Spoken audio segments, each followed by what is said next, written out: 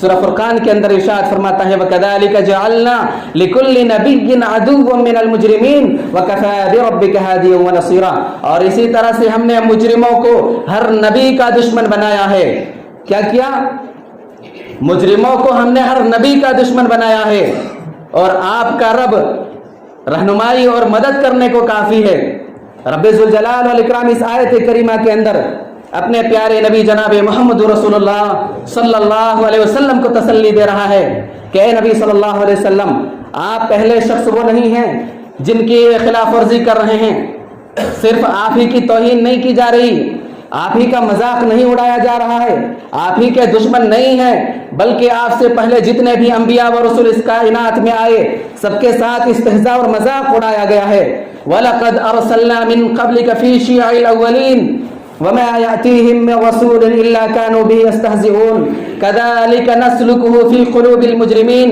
اے نبی، ہم نے آپ سے پہلے گزشتہ قوموں میں بھی رسول بھیجے تھے، گزری ہوئی امتوں میں بھی رسول بھیجے تھے، پھر جب بھی ان کے پاس کوئی رسول آیا تو وہ اس کا مذاق ہی اڑاتے رہے۔ ہم مجرموں کے دلوں میں اسی طرح کی باتیں داخل کر دیتے ہیں۔ حضرت نوح علیہ السلام نے جب کشتی بنانا شروع کیا تو قوم کے لوگوں نے تمسخر اڑایا۔ وَيَصْنَعُ الْفُلْكَ وَكُلَّمَا مَرَّ عَلَيْهِ مَلَأٌ مِّن قَوْمِهِ سَخِرُوا مِنْهُ قَالَ إِن تَسْخَرُوا مِنَّا فَإِنَّا نَسْخَرُ مِنْكُمْ كَمَا تَسْخَرُونَ۔ جب نوح علیہ السلام وہ اللہ کے وہ برگزیدہ پیغمبر ہیں جنہوں نے اتنی لمبی عمر پائی کہ اپنے عمر مبارک کے 950 سال تک اللہ کی توحید کی جانب اپنے قوم کے لوگوں کو بلاتے رہے، ایک اللہ کی پرستش اور بندگی کی طرف لوگوں کو بلاتے رہے، لیکن جب قوم نے نہیں مانا تو رب ذوالجلال والاکرام نے اس قوم کے اوپر عذاب نازل کرنے کا فیصلہ کیا تو کشتی بنانے کا حکم دیا۔ اور جب نوح علیہ السلام نے کشتی بنانا شروع کیا وَيَصْنَعُ الْفُلْكَ وَكُلَّمَا مَرَّ عَلَيْهِ مَلَأٌ مِّن قَوْمِهِ سَخِرُوا مِنْهُ، جب نوح علیہ السلام نے کشتی بنانا شروع کیا تو جب بھی نوح علیہ السلام کی قوم کے سردار وہاں سے گزرتے تو آپ کا استہزاء اور مذاق اڑاتے۔ نوح علیہ السلام نے کہا کہ اگر آج تم ہمارا مذاق اڑاتے ہو تو ایک دن ہم بھی تمہارا مذاق اڑایا کریں گے، ایک دن ہم بھی تمہارے اوپر ہنسیں گے۔ وَلَقَدِ اسْتُهْزِئَ بِرُسُلٍ مِّن قَبْلِكَ فَحَاقَ بِالَّذِينَ سَخِرُوا مِنْهُم مَّا كَانُوا بِهِ يَسْتَهْزِئُونَ۔ اے رسول، آپ سے پہلے بھی رسولوں سے مذاق کیا جا چکا ہے، آپ پہلے شخص نہیں ہیں، آپ سے پہلے بھی رسولوں سے مذاق کیا جا چکا، پھر ان مذاق کرنے والوں کو اسی عذاب نے آ گھیرا، اسی عذاب نے آ دبوچا جس کا وہ مذاق اڑایا کرتے تھے۔ معلوم ہوا کہ جو قوم انبیاء و رسول کی توہین کا راستہ اختیار کرتی ہے دنیا کے سامنے وہ نشان عبرت بن جاتی ہے۔ یا حسرتن علی العباد ما یاتیہم من رسول الا کانوا بہ یستہزئون۔ افسوس ہے بندوں پر کہ جب بھی ان کے پاس کوئی رسول آیا تو وہ اس کا استہزاء اور مذاق اڑاتے رہے۔ اسلامی بھائیوں، اللہ اور اس کے رسول کا اگر کوئی سب سے بڑا دشمن ہے، اسلام اور مسلمانوں کا سب سے بڑا دشمن ہے تو وہ ہے قوم یہود۔ یہودی وہ بدترین قوم ہے جو نہ صرف رسول اللہ صلی اللہ علیہ وسلم انبیاء و رسول کی توہین و تکذیب کرتے بلکہ انہیں قتل کرنے کے در پہ ہو جاتے، اور بلکہ اس سے بھی آگے بڑھ کر خود رب ذوالجلال والاکرام کی شان میں بھی گستاخیوں کے مرتکب ہوئے ہیں۔ اللہ کی شان میں بھی یہ گستاخی کرنے والی یہ قوم ہے بدترین قوم۔ اللہ کی شان میں کیا گستاخی کی کہ اللہ کا ہاتھ بندھا ہوا ہے، اللہ کنجوس ہے، اللہ خرچ نہیں کر پاتا ہے۔ کیا یہ اللہ کی شان میں گستاخی نہیں ہے؟ وقالت اليهود يد الله مغلولة غلت أيديهم ولعنوا بما قالوا بل يداه مبسوطتان ينفق كيف يشاء۔ یہود کہتے ہیں کہ اللہ کا ہاتھ بندھا ہوا ہے، اللہ خرچ نہیں کر پاتا ہے۔ اللہ کی شان میں گستاخی کرنے کی وجہ سے اللہ کی لعنت اور پھٹکار ہے دنیا اور آخرت میں ان یہودیوں کے لیے۔ اللہ کا ہاتھ تو کھلا ہوا ہے، ينفق كيف يشاء، اللہ جیسے چاہتا ہے ویسے خرچ کرتا ہے، جسے جتنا چاہتا ہے اسے اتنا دے دیتا ہے۔ یہودیوں کے بعد اگر کوئی مسلمانوں کا سب سے بڑا دشمن ہے تو وہ ہے نصارہ، کرسچن، عیسائی۔ بخاری کی روایت ہے، حضرت انس رضی اللہ تعالیٰ عنہ بیان فرماتے ہیں کہ ایک شخص پہلے عیسائی تھا، پھر اس نے اسلام قبول کر لیا، سورہ بقرہ اور سورہ آل عمران بھی اس نے پڑھ لی تھی، اتنا قریبی ہوا کہ نبی اکرم صلی اللہ علیہ وسلم کا وہ منشی بن گیا. نبی اکرم صلی اللہ علیہ وسلم امی تھے, لکھنا پڑھنا نہیں جانتے تھے. نبی اکرم صلی اللہ علیہ وسلم کے پاس جو وحی آتی تھی, جو قرآن کی آیت اترتی تھی, اس شخص سے کہا کہ تم لکھو. پھر وہ شخص اسلام چھوڑ کر مرتد ہو گیا اور پھر سے عیسائی بن گیا. پھر سے اس نے عیسائیت اختیار کر لی اور وہ کہنے لگا کہ محمد صلی اللہ علیہ وسلم کے لیے میں نے جو کچھ لکھ دیا ہے میرے علاوہ کوئی نہیں جانتا. یعنی میں نے بہت سارا الٹ پھیر کیا ہے, اس میں اپنی طرف سے بہت ساری چیزیں گڑھ کر لکھ دی ہے. حالانکہ اس نے کچھ نہیں گھٹایا بڑھایا تھا, کیونکہ اس قرآن کی حفاظت کی ذمہ داری خود اللہ نے لی ہے. انا نحن نزلنا الذکر وانا لہ لحافظون. کوئی اس میں ایک نقطہ کمی بیشی نہیں کر سکتا. وہ کیا کر سکتا؟ پھر اللہ کے حکم سے اس کی جب موت واقع ہوئی, عیسائیوں نے اسے دفن کیا, تو اگلے دن صبح دیکھا اس کی قبر پھٹی ہوئی ہے, اس کی لاش باہر پڑی ہوئی ہے. عیسائیوں نے کہا یہ محمد صلی اللہ علیہ وسلم اور ان کے ساتھیوں کا کام ہے, کیونکہ اس نے ان کا دین چھوڑ دیا ہے, اسلام سے یہ پلٹ گیا ہے, اس لیے انہوں نے اس طرح کیا ہے. پھر اس کے بعد اس کے لیے دوسری قبر کھودی گئی اور بہت زیادہ گہری قبر کھودی, اس کے اندر دفنایا گیا. اگلے دن صبح دیکھا پھر اس کی قبر اجڑی ہوئی ہے, پھٹی ہوئی ہے, اس کی لاش باہر پڑی ہوئی ہے. پھر دوسرے دن بھی عیسائیوں نے کہا یہ محمد اور ان کے ساتھیوں کا کام ہے صلی اللہ علیہ وسلم. تیسرے دن جتنا ان کے بس میں تھا اتنا ہی زیادہ گہری قبر کھودا, بہت زیادہ گہری قبر کھودا اور اس کے اندر دفن کر دیا. لیکن اگلے دن صبح دیکھا کہ اس کی قبر پھٹی ہوئی ہے, قبر اجڑی ہوئی ہے اور اس کی لاش باہر پڑی ہوئی ہے. جب دیکھا اس بار تو انہیں یقین ہو گیا کہ یہ کسی انسان کا کام نہیں ہے, یہ لاش اللہ کے عذاب میں گرفتار ہو چکی ہے. رسول اللہ صلی اللہ علیہ وسلم کی شان میں گستاخی کرنے والا کوئی نہ بچ سکا ہے اور نہ ہی بچ سکتا ہے. بخاری کی روایت ہے, نبی اکرم صلی اللہ علیہ وسلم نے ارشاد فرمایا, حدیث قدسی ہے, رب ذوالجلال والاکرام فرماتا ہے من عادى لي وليا فقد آذنته بالحرب. جس نے میرے کسی ولی کے ساتھ دشمنی مول لی. کیا کہا؟ میرے کسی ولی سے دشمنی کی. نبی و رسول تو دور کی بات ہے, انبیاء و رسول تو دور کی بات ہے, کسی ولی سے اگر دشمنی مول لی تو میں اسے اعلان جنگ کرتا ہوں اسے. پھر وہ شخص جو انبیاء و رسول کی توہین و تکذیب کرے, بلکہ امام الانبیاء کائنات کے سردار حضرت محمد صلی اللہ علیہ وسلم کی توہین کرے, وہ شخص کتنا بڑا مجرم ہوگا اللہ کے یہاں. تاریخ گواہ ہے, گستاخان رسول کو رب ذوالجلال والاکرام نے ہر دور میں نشانہ عبرت بنایا ہے. ابو لہب کا کیا انجام ہوا؟ نبی اکرم صلی اللہ علیہ وسلم کا سگا اپنا چچا تھا. نبی اکرم صلی اللہ علیہ وسلم نے کوہ صفا میں یعنی صفا پہاڑی پر چڑھ کر لوگوں کو اکٹھا کیا, لوگوں سے کہا قولوا لا الہ الا اللہ تفلحون. اے لوگو تم لا الہ الا اللہ کہہ لو, اسلام قبول کر لو, تم کامیاب ہو جاؤ گے, تمہیں جنت نصیب ہو جائے گی, عرب و عجم کے تم مالک ہو جاؤ گے. سب سے پہلے ابو لہب یہ بدبخت کھڑا ہوا اور نبی اکرم صلی اللہ علیہ وسلم کی شان میں گستاخی کی. نبی اکرم صلی اللہ علیہ وسلم کے لیے بد دعا کی کہ اے محمد تو ہلاک ہو جائے, تو برباد ہو جائے. تو کیا اسی لیے ہمیں اکٹھا کیا تھا؟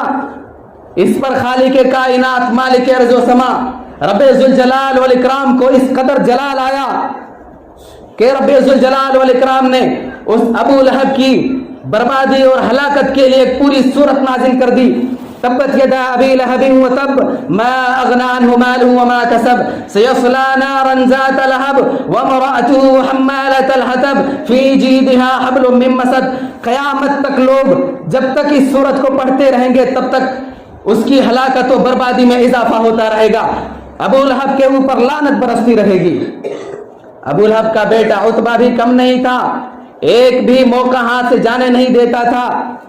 نبی اکرم صلی اللہ علیہ وسلم کی شان میں گستاخی کرنے کا ایک بھی موقع ہاتھ سے جانے نہیں دیتا تھا.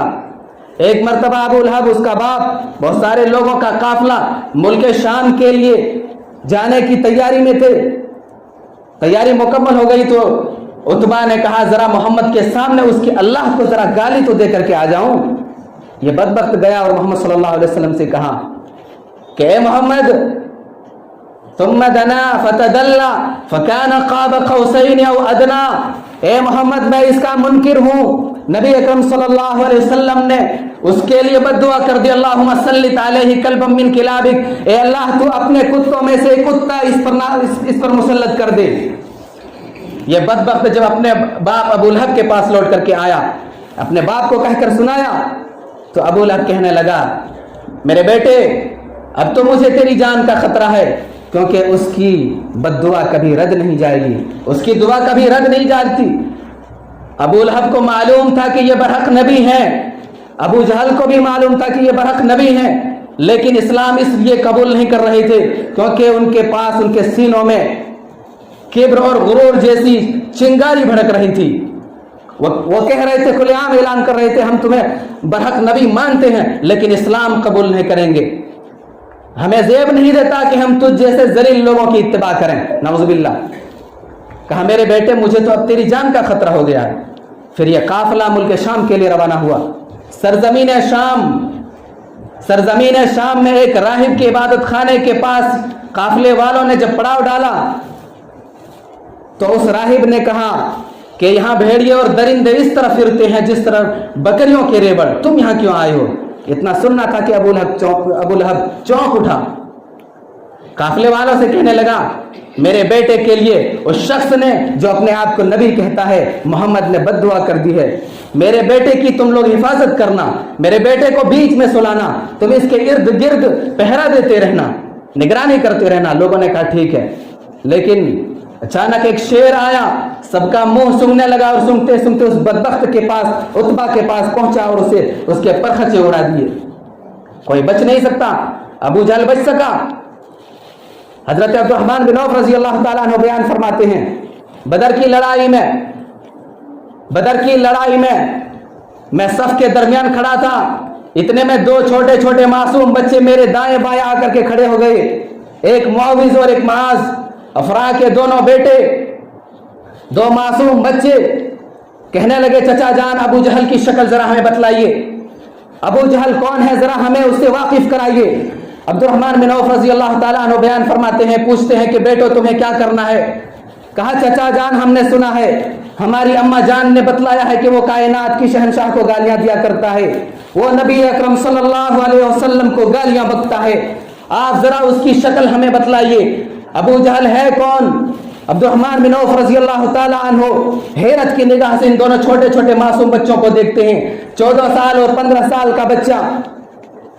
عبد الرحمن بن عوف رضی اللہ تعالیٰ عنہ کہتے ہیں میں نے دیکھا مکہ کے فوجوں کا کمانڈر، مکہ کا نامی گرامی پہلوان صفوں کو درست کرتے ہوئے آگے بڑھ رہا تھا۔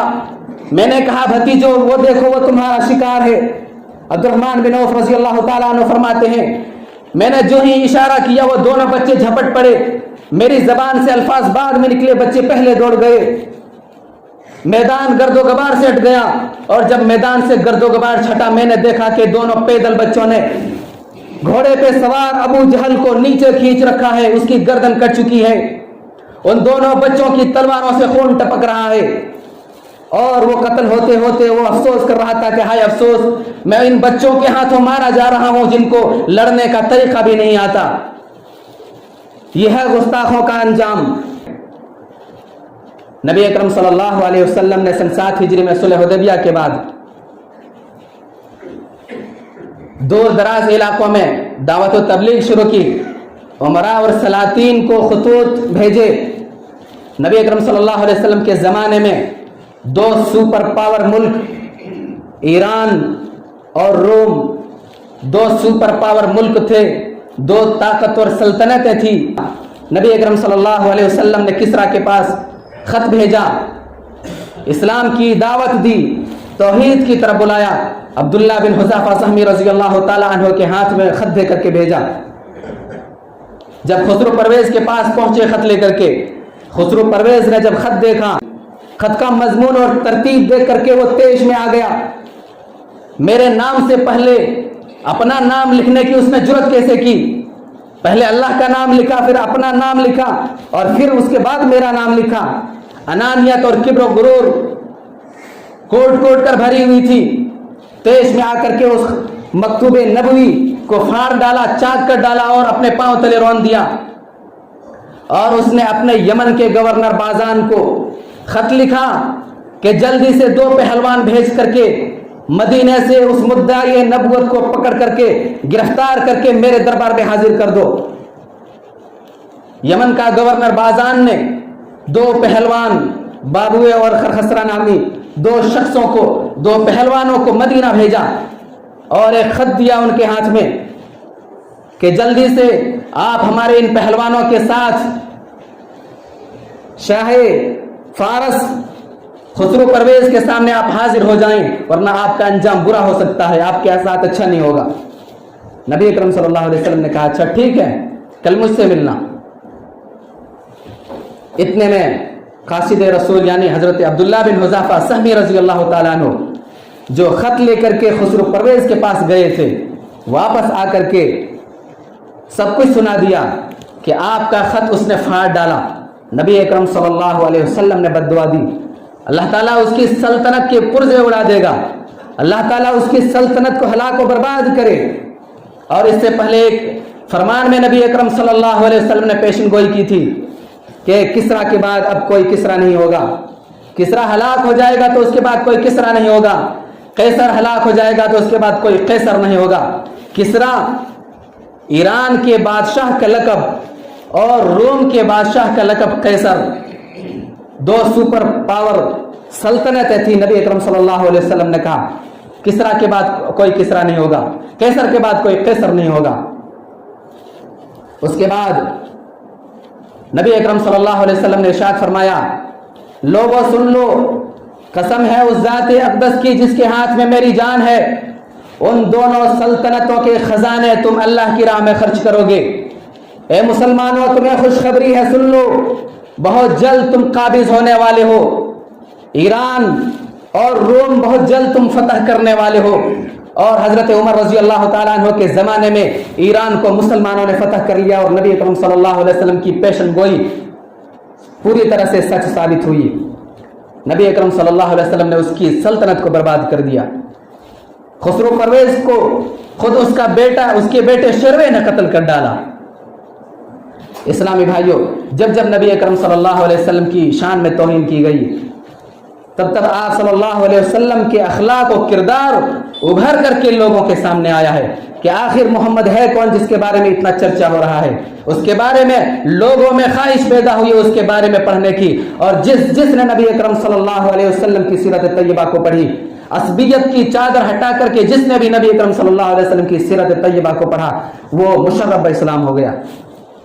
जब जब इस्लाम के खिलाफ प्रोपेगेंडा हुआ तब तब इस्लाम फैला है। अभी बहुत दूर जाने की जरूरत नहीं है।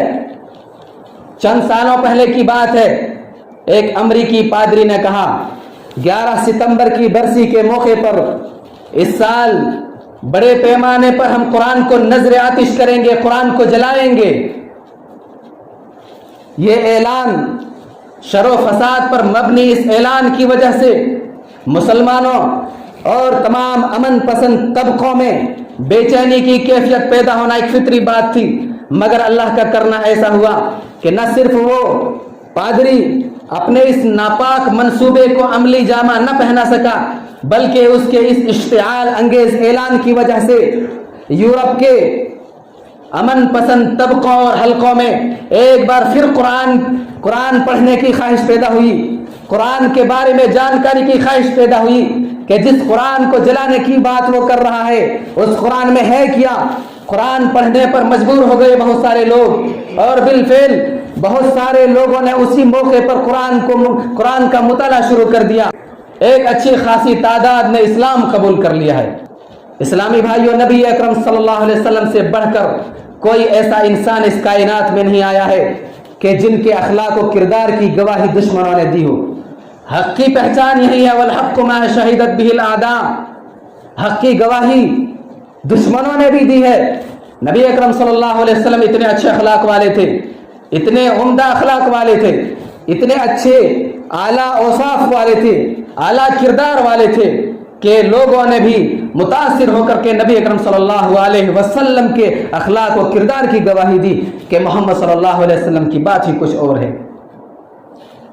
نبی اکرم صلی اللہ علیہ وسلم کے زمانے سے لے کر کے آج تک سینکڑوں بلکہ ہزاروں گواہیاں ملیں گی۔ نبی اکرم صلی اللہ علیہ وسلم کے زمانے میں سپر پاور ملک روم کا بادشاہ ہرقل ابو سفیان سے گفتگو لمبے سوال و جواب کے بعد اس نتیجے پر پہنچتا ہے اور کہتا ہے کہ ابو سفیان، جو بات تم نے کہی اگر بات ویسے ہی ہے تو یاد رکھو وہ اس شخص کا وہ اس جگہ کا بھی مالک ہوگا جہاں میں کھڑا ہوں۔ یہ کون کہہ رہا ہے؟ اپنے وقت کا بادشاہ، کرسچنوں کا بادشاہ کہہ رہا ہے کہ جہاں میں کھڑا ہوں محمد صلی اللہ علیہ وسلم اس جگہ کا بھی مالک ہونے والا ہے، اور مزید کہا کہ اگر میں اس کے پاس ہوتا تو اس کے پاؤں دھو کر کے پیتا۔ مائیکل ہارٹ نے ایک کتاب لکھی The 100، اس نے 100 لوگوں کا سلیکشن کیا، 100 بڑے بڑے لیڈروں کا نام لکھا، اور اس نے اپنے نقطۂ نظر سے نہ صرف محمد صلی اللہ علیہ وسلم کو اس کتاب کے اندر جگہ دی بلکہ پورے انصاف کا ثبوت دیتے ہوئے محمد صلی اللہ علیہ وسلم کو پہلا مقام دیا، اور یہ اعلان کیا کہ محمد صلی اللہ علیہ وسلم نے جتنا کچھ دنیا کو دیا اتنا کسی اور انسان نے نہیں دیا۔ دینی اور دنیاوی اعتبار سے جس قدر کامیاب محمد صلی اللہ علیہ وسلم ہیں، اتنا کامیاب انسان میں نے کسی کو نہیں دیکھا۔ برنارڈ شاہ کہتا ہے کہ آج کے زمانے محمد صلی اللہ علیہ وسلم جیسا لیڈر درکار ہے۔ اگر آج کے زمانے وہ موجود ہوتے تو آج ہم جن چیلنجز کا سامنا کر رہے ہیں، آج ہم ان چیلنجز کا سامنا ہمیں کرنا نہیں پڑتا۔ ایک جرمنی کرسچن کہتا ہے کہ میں نے پوری تاریخ انسانی میں سب سے بہترین انسان ڈھونڈنا شروع کیا تو میری نظر جا کے محمد صلی اللہ علیہ وسلم پہ جا کے رکی۔ ایک انگریز دانشور جس کا نام ڈاکٹر شیبرک نمساوی ہے کہتا ہے کہ انسانیت کے لیے فخر کی بات ہے کہ انسانیت کے صف میں محمد صلی اللہ علیہ وسلم جیسا انسان موجود ہے۔ مہاتما گاندھی نے کہا کہ محمد صلی اللہ علیہ وسلم وہ انسان ہیں کہ جنہوں نے ملینوں دلوں پر حکومت کی اور ملینوں دلوں پر حکومت کر رہے ہیں۔ یہ بات غلط ہے کہ انہوں نے اسلام کو بزور شمشیر پھیلایا ہے، بلکہ اسلام ان کے اخلاق و کردار کی وجہ سے پھیلا ہے۔